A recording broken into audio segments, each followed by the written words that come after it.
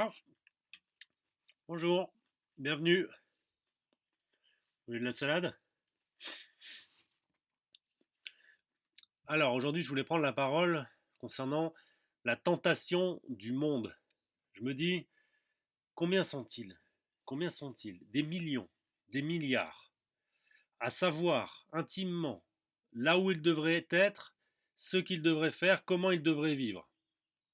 C'est donné, c'est ce que je m'échine à répéter sans cesse, c'est être un homme, c'est s'occuper des besoins essentiels, c'est vivre dans un milieu naturel où il y a de la terre, et donc être voilà, faire son jardin, être dans un milieu où il y a des fleurs, où il y a des animaux, et puis tous les jours faire des gestes liés à la conservation de la vie. Voilà. Et combien sont-ils? Des millions à le savoir et à repousser, à s'excuser, à dire ah ben non, à avoir des excuses pour ne pas le faire, certaines valables, une majorité qui ne sont pas valables. Mais dans tous ceux qui pourraient le faire matériellement, qui auraient à la fois les connaissances ou qui sauraient facilement les acquérir matériellement, ils sauraient, puis en plus nombreux d'entre eux aussi connaissent des campagnes, des belles campagnes. Certains ont même des maisons de campagne, des endroits de la famille dans des zones rurales. Voilà. Parce que bon, il y a tous les profils, hein, donc faut parler de tous les profils. Et combien sont-ils qui continuent dans le bain du monde, dans les mondanités en fait? Parce que ça, c'est aussi c'est quelque chose que j'avais essayé de retraduire. C'est que les mondanités, c'est pas que la haute bourgeoisie avec des codes de la haute bourgeoisie et ma chérie, et machin. Non, non. Mondanité, ça vient de mondain, ça vient de monde. Donc les mondanités, c'est dès que vous allez dans le monde, en fait, ce foisonnement, cette sensation d'en être, cette sensation de faire partie et qu'il y a comme ça tout un tas de choses autour de vous, de projets, de culture, hein, qui tournoient autour de vous, puis tous les jours, voilà, vous n'avez pas besoin de vous regarder, de vous... Voilà, vous allez dans le monde, puis il se passe plein de trucs, puis on boit des coups, et puis, etc., etc. La tentation du monde, qui est aussi la tentation de la ville. Et donc, combien sont-ils à attendre, à se dire, non, plus tard peut-être, plus tard, si les conditions se présentent, je vais aller vers ça. Oui, un jour, je serai berger. Oui, un jour, je serai jardinier. Voilà. Et puisque j'ai prononcé ce mot de jardinier, tout de suite, je vous donne, j'avais pas prévu, mais ça me vient, je vous donne les derniers mots de Antoine de Saint-Exupéry. Antoine de Saint-Exupéry, qui était un aventurier, un aviateur qui, de ce point de vue-là, était dans le monde, en fait. Eh bien, la veille de sa mort, Saint-Exupéry qui a été abattu en l'air en 1944, la veille de sa mort, quels furent les derniers mots qu'il a écrits sur sa table? Il a écrit la termitière future m'épouvante, et je hais leur vertu de robot. Si je suis descendu, je ne regretterai absolument rien. Moi, j'étais fait pour être jardinier. Les derniers mots de Syntex, le Syntex, je ne sais pas si vous connaissez vraiment Syntex, le Syntex. Moi, j'étais fait pour être jardinier. Donc, vous avez là la solution. Vous pouvez être un aventurier comme Syntex. Alors, vous pouvez vous dire, ah oui, mais il a été heureux de ça, etc. Oui, mais à la fin, il dit, moi, j'étais fait pour être jardinier. Si vous n'entendez pas la leçon de cet homme magistral. Voilà, donc oui, vous êtes dans le monde, mais vous allez vous faire abattre. Vous allez vous faire abattre comme Syntex. Et Syntex vous dit, moi j'étais fait pour être jardinier. Donc allez-y, ne perdez pas de temps. Je rappelle aussi dans ce contexte la pousse des arbres, la lenteur de pousse des arbres. Un arbre, alors un pêcher, j'en ai un devant moi, ça va un peu plus vite. Hein. Euh, Pommier, combien de temps il faut cerisier avant d'avoir vraiment des pommes, vraiment des cerises. Et puis d'autres arbres, encore l'aziminier, très lent, très lent. Le figuier, combien de temps avant d'avoir vraiment beaucoup de figues, etc. 5 ans, 10 ans, 15 ans, 20 ans avant d'avoir vraiment un bel arbre, hein. Et si on le rapporte à l'échelle d'une vie humaine, bah déjà, vous savez que quand vous plantez un arbre et que vous avez plus de 60 ans, eh ben, c'est beau d'une certaine manière, vous ne le faites pas vraiment pour vous. Et oui. Donc, ça presse, ça presse. Si vraiment vous voulez vivre au paradis et puis cueillir des pommes, hein, parce que c'est ça la véritable retraite. La véritable retraite, c'est quand on peut arriver à un certain âge, simplement tendre la main pour cueillir des fruits et les porter à la bouche. C'est ça.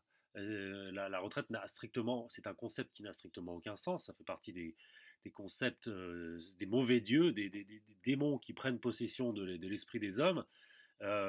Mais sa version, c'est vrai que sa version idéale existe. Et sa version idéale, c'est quand il y a des arbres fruitiers et quand il y a juste à tendre la main et des arbustes fruitiers pour cueillir des fruits et puis des plantes vivaces, pérennes, comestibles. Voilà la véritable retraite. Donc la tentation du monde. Combien sont-ils dans les grandes villes? Combien sont-ils normalement? Et puis à parler campagne, à parler, à dire oui, c'est là qu'on devrait être. C'est là notre substrat. Le substrat. Le substrat, c'est la matière de développement. Voilà. Le substrat voilà, le poisson, il se développe dans l'eau. Certains, c'est du sable, l'air, enfin, tout milieu vivant peut être un substrat au développement. Voilà. Nous, nous bah, c'est comme les pommes de terre, et ben, c'est la terre, notre substrat. Donc les gens dans les villes, ils le savent en fait. Beaucoup le savent. Que le vrai substrat, l'endroit vraiment où on prospère, c'est là où il y a de la terre. Et puis ils sont dans cette ville, il n'y a pas de terre. Il n'y a que du béton autour d'eux. Mais, mais c'est parce qu'ils sont tentés par le monde, parce qu'ils préfèrent en fait le monde, les mondanités, le fait d'être en interaction permanente avec les autres, plutôt que d'être dans un milieu dans lequel ils prospèrent. Ça prend le dessus. Mais c'est une tentation en fait. C'est une tentation mortelle en fait. Et ça part du fait de savoir que de la. Alors c'est à la fois une vérité, c'est là où c'est compliqué, c'est que c'est à la fois une vérité et à la fois une fausseté basée sur une crainte, c'est-à-dire la peur de se retrouver tout seul, la peur qu'il y ait, qu'on soit plus que, voilà, avec les chevreuils et les écureuils, et qu'il n'y ait plus rien, qu'il n'y ait plus personne. Alors on se dit, oui, maintenant, d'abord, parce que là, ce dont je parle, ça touche beaucoup ce que je suis en train de vous dire, ça touche beaucoup ce qu'on appelle, là aussi c'est un concept frauduleux, mais la jeunesse, les jeunes. C'est-à-dire que voilà, entre 20 et 40 ans, on se dit, ah, attends, d'abord, là, faut que je m'éclate. Voilà, le concept aussi de s'éclater. Il faut que je m'éclate, il faut que je vois des gens. Voilà, le monde, il se passe des trucs. Là-dessus, il y a les amours, la sexualité, l'alcool, ça tournoie et tout. Et puis d'abord ça, puis après, voilà, vraiment, je ferai les vraies choses. Voilà. Souvent, on associe donc d'ailleurs, mais c'est extrêmement malheureux pour tous, pour la vie entière. On associe en fait le mode de vie jardin, s'intéresser aux besoins liés à la conservation de la vie, on associe ça à aux gens matures, voire extrêmement vieux. C'est-à-dire que le truc du potager du papy, bah, on a associé les fruits et les légumes à papy, quoi. Mais c'est le monde à l'envers, c'est le monde à l'envers, puisque Papy, ses forces sont déclinantes en fait. Donc la culture des légumes, oui, il peut encore, parfois jusqu'à tard, jusqu'à 70, même certains au-delà de 80 ans, ils font le jardin et ils aiment ça. Mais putain, on passe à côté de la vigueur de tous les gens entre 15 et 50 ans. On les a pas au niveau de la Terre en fait. Alors que c'est eux qui pourraient faire. Alors, et puis regardez, si déjà sur cette question aussi que j'aborde souvent du travail physique et manuel, si papy il y arrive, Si papy il y arrive, vous pouvez pas y arriver, vous. C'est pas à votre portée. Papy il y arrive à planter les trucs et à charrier le fumier. Donc vous pourriez y arriver. Donc voilà. Donc c'est tous ces millions de gens qui sont, euh, bon, c'est le grand chapitre de l'hypocrisie. Alors l'hypocrisie, je suis désolé à chaque fois de ce mot qui résonne à chaque fois comme une violence, parce que c'est une insulte, hypocrite.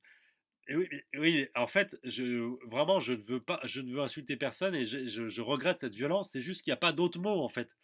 Il y a pas d'autre mot quand on est.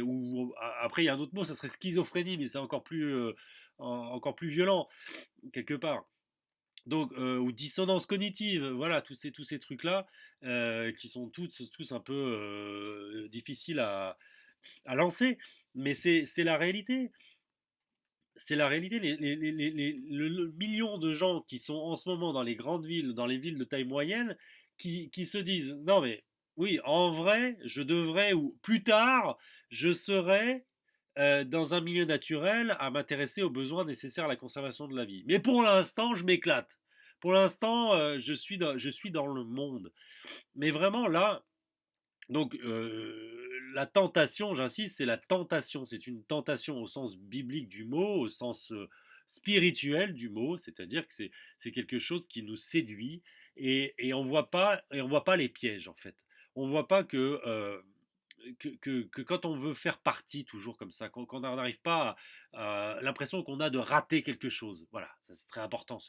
Cette croyance, ce truc en nous, quand on rate l'impression de si on n'est pas dans le monde, que si on puis même quand on est dans le monde puis qu'on rate à un moment donné on est malade et pendant une semaine on n'a pas pu voir les gens, on n'a pas pu et là on a l'impression d'avoir tout d'avoir raté, d'avoir perdu, d'avoir raté d'avoir sauté du train en fait, voilà ce train en marche et puis c'est cette course en fait, voilà c'est ce que je disais dans les autres vidéos sur le drame de l'officiel, où en fait il faut absolument cette compétition sociale, où on est obligé les relations humaines, il faut constamment les nourrir, il faut constamment téléphoner, constamment produire des contenus, des projets, etc. pour être en lien.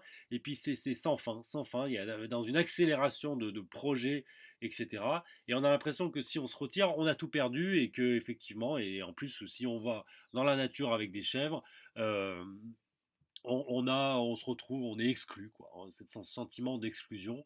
Voilà. Et d'ailleurs, on l'a bien, hein, c'est une image, sous forme d'image, les gens disent, bon bah, j'en ai plein le cul, moi, je me barre dans la Creuse avec des chèvres. C'est, c'est, c'est, cette phrase, c'est un cliché, en fait, qui revient sans cesse, en fait. Les gens qui sont dans le monde, eh ben, opposé au monde, il y a un lieu géographique avec une densité de population beaucoup plus faible, avec des chèvres, avec des patates. Et c'est et dans la tête des gens, on voit bien par là que c'est une opposition radicale en fait. Et donc pour eux, il y a un choix radical à faire. Et comme ils sont séduits, ils sont tentés, ils font le choix du monde, le choix de la ville. Voilà. Et donc, bah non, surtout pas. Donc pendant 20 ans, pendant 30 ans, ils disent ah, vous me cassez les couilles, moi je me barre dans la Creuse avec des chèvres. Hein. Puis ils le font jamais, en fait. Et puis parce qu'en en fait, ils sont terrifiés à l'idée de faire ça. Mais là où il y a, donc je disais parce que tout à l'heure, c'est une crainte, mais c'est aussi une erreur. C'est vraiment de penser que si on rejoint des milieux naturels, campagne profonde, pour s'intéresser aux besoins nécessaires à la conservation de la vie, aux besoins essentiels, on va être totalement isolé, on va être totalement exclu. C'est totalement faux. Euh, Peut-être dans certains endroits du monde, mais en tout cas dans ce que je connais en France, où il y a des voies d'accès, mais de partout, des routes, on en a mis de partout. On a pour la plupart, on a des véhicules, des voitures, etc., qui roulent très vite. Donc on est constamment, en fait, pour peu qu'on rejoigne vraiment la nature, on est toujours. Alors après, il y a la montagne, après, il y a vraiment des grands espaces, mais si on reste dans la campagne, campagne profonde, on est toujours à quelques minutes d'un bourg, lui-même à quelques minutes d'un village beaucoup plus conséquent, et lui-même à quelques minutes d'une ville. Donc, ça va très très vite en fait. Donc, vous pouvez aller pratiquement n'importe où en France, dans les campagnes, mais dès que vous allez vouloir rejoindre, vous en avez marre de votre ail, et de vos patates et de vos soucis calendula, et vous vous dites, maintenant j'ai envie d'aller voir des gens, j'ai envie d'aller voir une conférence, j'ai envie d'aller discuter avec des gens, rencontrer si vous êtes un homme, rencontrer des femmes, si vous êtes des femmes, rencontrer des hommes, ou rencontrer des...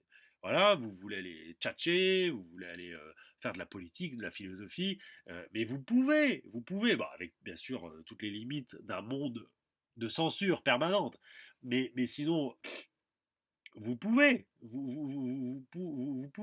Donc voilà, il y a ce truc d'isolement, faut se le sortir de la tête.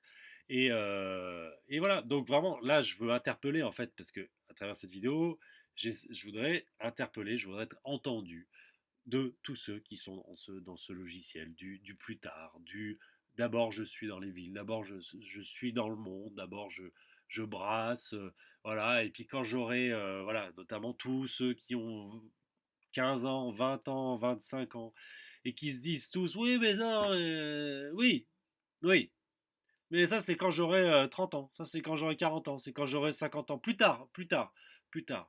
Pour l'instant, béton, bière à la terrasse d'un café, projet de film, projet peinture, projet machin, avec Bruno, Pascal, Sophie, Antoine, Lydie. Voilà, est-ce qu'en ce moment on a plein de projets, hein, en ce moment on fait plein de trucs avec machin et tout. Et puis je sais aussi voilà, on a un projet de groupe de musique avec Bruno et Sophie, voilà, en partenariat avec le Québec, voilà, voilà. Et là, je bosse sur mon site web et voilà, on communique, voilà, je réseaute, je réseaute, je réseaute, voilà. Et tout ça, voilà, c'est pour aller après, c'est pour parce que moi, je voudrais pas, bien sûr, je vais pas toute ma vie être comme ça dans les villes. Voilà, moi, vraiment, ce que je sens, vraiment, la permaculture, c'est mon truc. La permaculture, vraiment, moi, je voudrais aller vers ça. Je voudrais aller vers ça. Voilà, mais bon, pour l'instant, euh, centre-ville de Lyon, centre-ville de Lyon, centre-ville de Lyon. Voilà, parce que j'ai besoin de voir du monde. Sinon, je me sens perdu. Voilà. La tentation du monde, la tentation de la ville et ses fumées et ses vanités. Et tout consiste en fait à trouver cette intelligence d'analyse que ce sont des vanités. Voilà, c'est difficile à voir.